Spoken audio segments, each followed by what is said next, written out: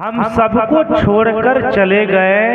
ऐसी चर्चाएं आज ये माता जी के लिए ही नहीं बल्कि यहाँ बैठे हुए हर आदमी के लिए, हर आदमी के जीवन में एक दिन चर्चाएं होंगे कि अमुक आदमी कल तक तो हम उनसे बात किए थे, कल ही तो बात हुई थी, कल ही तो हम उनसे मिले थे, लेकिन आज वो आदमी हम सबके बीच में लापता हो गया, हम सबके बीच में वो स्वप्न बन गया। हम सब सोचेंगे बैठ करके इस तरह से हमारे लिए भी होंगे। बंधुओं, ये जीवन की यही सच्चाई है, यही वास्तविकता है। आदमी इस वास्तविकता को, इन सच्चाई को जीवन भर झुठलाने का प्रयास कर रहा है। आदमी इसी सच्चाई को जीवन भर ढकने का प्रयास कर रहा है। आदमी जीवन भर सच्चाई को जानते हुए भी, सत्य को देखते हुए भी वह उन सत्य को अनसुना अनदेखा करने का प्रयास करता है। यही उनके जीवन में दुखों की शुरुआत है।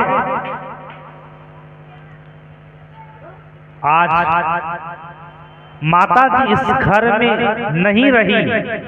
ये संसार की परंपरा, ये संसार की रीति के अनुसार हर आदमी संसार में अपनी अपनी प्रारब्ध को लेकर के आते हैं और अपनी प्रारब्ध को पूरा करके वो अपने शरीर को शांत करके वो स्वरूप लीन हो जाते हैं, आत्मलीन हो जाते हैं। अपने कर्म के अनुसार, अपने कर्म के फल स्वरूप वो अन्य खानियों में शरीर धारण करने के लिए चले जाते हैं। यही जीवन की वास्तविकता है।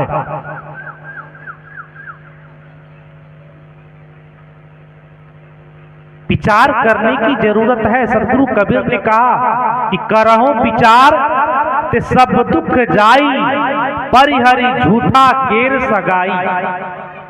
इस संसार में एक आत्मा के सिवा सब कुछ झूठा है। सदगुरु कबीर कहते करहु विचार सब दुख जाई। बंधुओं, एक विचार अगर अपने जीवन में हम सब करना शुरू कर दें, आज विचार के अभाव में, आज घर में, परिवार में, समाज में महाभारत कलह मचा हुआ है। आज देखिए, महाभारत हुई थी कौरव पांडव के बीच में। कौरव पांडव के बीच में महाभारत हुआ। उस महाभारत का मूल था एक धूर जमीन के लिए भाई भाई के बीच में महाभारत, खून खराबा। ये धरती खूनों से लथपथ हो गई थी। एक धूर जमीन लेने के लिए कहा बिना युद्ध का हम कुछ भी नहीं देंगे। अंतिम में देखे बिना विचारे जो करे सो आगे पछताए। एक विचार के अभाव में कौरव और पांडव के बीच में महाभारत हुए और महाभारत होने के बाद सभी कट कट के मर गए। आपस में लड़ लड़ के सभी मर गए, सभी की सेना मरे। सब कोई इस धरती में सब लहूलुहान हो गया और अंतिम में महाराज युधिष्ठिर को भी बड़ी ग्लानि हुई। ओहो हाय, यह पशु था काहू की ना भाई। जब सब कोई मर गए, ये जमीन के लिए लड़ लड़ कट कट के मर गए। अंतिम में महाराज युधिष्ठिर को बड़ी ग्लानि हुई कि एक धूर जमीन लेने के लिए धरती खूनों से लथपथ हो गई। अंतिम में सब तो धरती को छोड़ के गया। अरे यही जमीन के लिए लड़ाई किया, फिर यही जमीन को बिना लिए सब मर के चले गए। ये कैसी दुनिया है, कैसी बुद्धि है, कैसी मानसिकता है। और इसी चिंता में महाराज युधिष्ठिर, पांचों भाई पांडव सभी हिमालय के पर्वत पर चले गए। वहां जाके अपने शरीर को गला दिए और खत्म हो गए। चिंता में, टेंशन में नहीं होते। यह धरती खूनों से लथपथ नहीं होती और ये तरह की कलह, ये हत्या, ये जघन्य अपराध नहीं होता। एक समझदारी के अभाव में, एक विचार के अभाव में सबने अपना जीवन धोखे में गवा दिया, धोखे में लुटा दिया। वही विचार कर लेता तो ये हीरा रत्न तुल अनमोल जीवन को लड़ाई करके, मार काट करके अंतिम मर करके नहीं जाता। मरना तो सबको एक दिन है, मौत से कोई बच नहीं पाएगा। मौत तो ऐसा निर्दयी है कि किसी को भी बख्शने वाली नहीं। चाहे आप लाख भुलाओ मौत को, मौत तो तुम्हें भूलने वाला नहीं है। हम लोग दिन रात मौत को भुलाने का प्रयास करते हैं, हमेशा अपने आप को छलने का प्रयास करते हैं, लेकिन मौत आपको देख करके ठहाका मार के हंस रहा है कि अरे तुम तो सोचते हो कि आज यह काम किया हूं, कल वो करूंगा, परसों वो करूंगा, और आदमी सोचता रहता है और इसी बीच में मौत आता है और सबके सर की चोटी को पकड़ करके वो लेकर के घसीटते हुए चले जाते हैं। अभी हमारे साथ ने भजन सुनाया था कि रहना है होशियार नगर में, एक दिन चोरवा आवेगा, तो तीर तलवार न बरछी, नहीं बंदूक चलावेगा, आवत जात लखे नहीं कोई, घर में धूम मचावेगा। रहना है होशियार नगर में, एक दिन चोरवा आवेगा, एक दिन चोरवा आवेगा। कि होशियार बनकर के रहना जगत में, ये मौत रूपी चोर एक दिन आवेगा। आज इस घर में माता जी को ये मौत रूपी चोर लेके चले गए, लेकिन किसी को पता नहीं था कि माता जी को मौत रूपी चोर अमुक दिन अमुक समय में लेके जाएंगे। कोई सूचनाएं नहीं मिली, बिना सूचना के लेके चले। विचार कर, हमेशा मौत को याद रखिए। जीवन में हमेशा मौत को कभी मत भूलिए। मौत को अगर आप जीवन में छलते हैं और भूल करने का काम करते हैं, समझिए कि अपने आप को जीवन में आप धोखा देने का काम कर रहे हैं। क्योंकि मौत आपको हर पल, हर क्षण, हर समय आपको याद कर रही है। आपको कभी नहीं भूलेगा मौत। भले आप मौत को भूल जाइए, लेकिन मौत की दृष्टि संसार के एक एक प्राणी पर है। संसार की एक एक प्राणी पर मौत का नजर है, सिर्फ समय पूरने का देरी है। लेकिन आदमी की मानसिकता इतनी उल्टी हो गई। हमारे यहाँ एक एग्रीमेंट होता है ना सर, हमारे यहाँ एक एग्रीमेंट होता है जो 100 रुपये के स्टाम्प पर कोई चीज के लिए 5 साल के लिए, 10 साल के लिए हम लोग एग्रीमेंट करवा लेते हैं। एग्रीमेंट करवा लेते हैं, इसका मतलब यही नहीं कि एग्रीमेंट कर लिए स्टाम्प पर वो चीज मेरा हो गया, नहीं।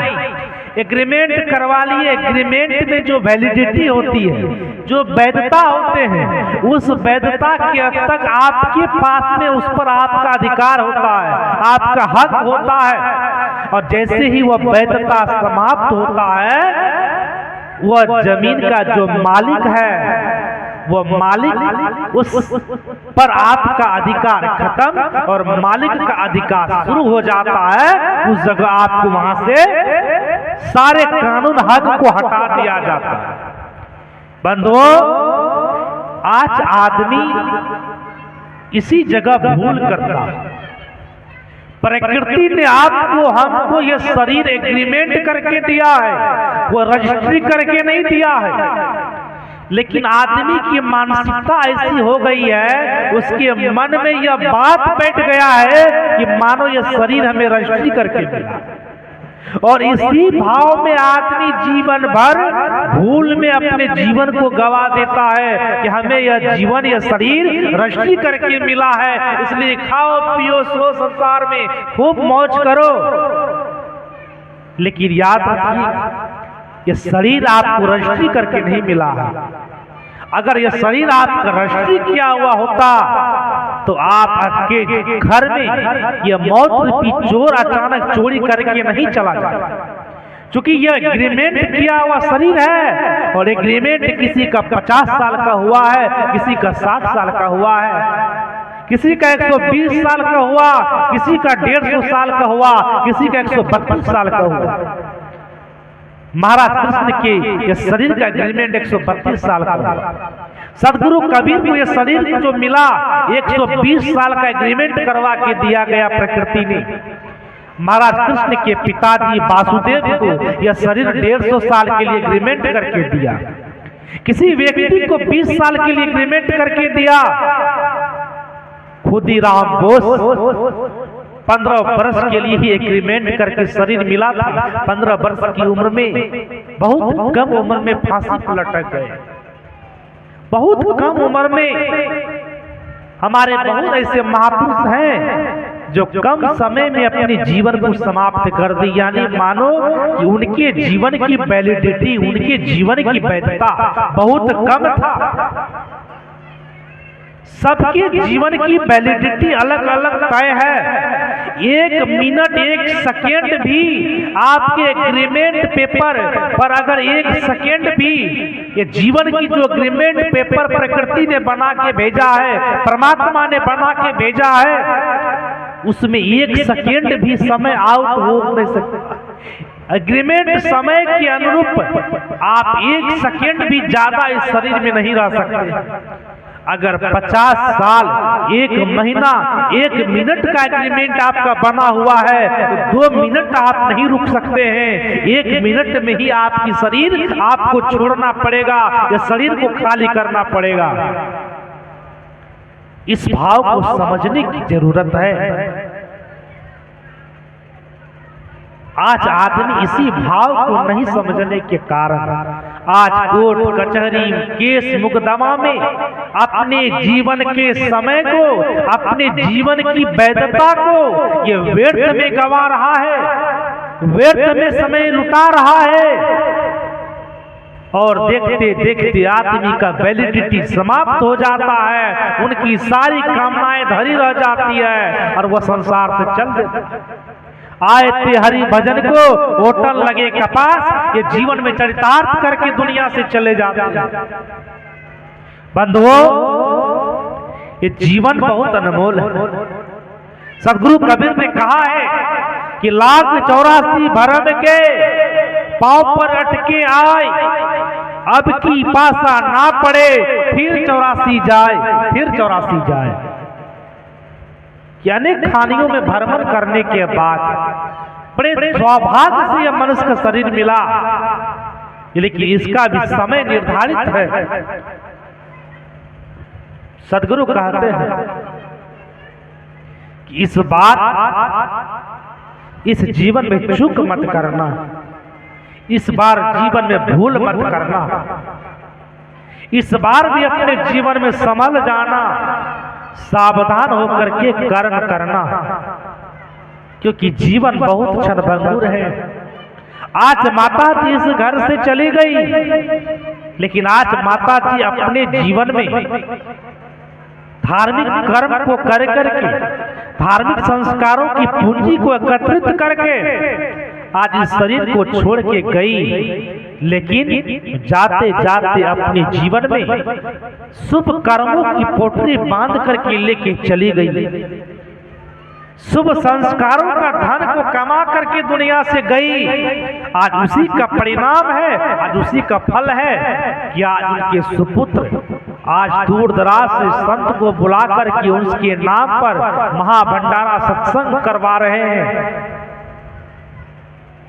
ये माता जी मानो अपने जीवन के शुभ कर्मों के फल का देन है कि उनके जीवन के शुभ कर्म, सुंदर कर्मों का ये परिणाम है सत्संग। सबके जाने के बाद सत्संग नहीं होता है।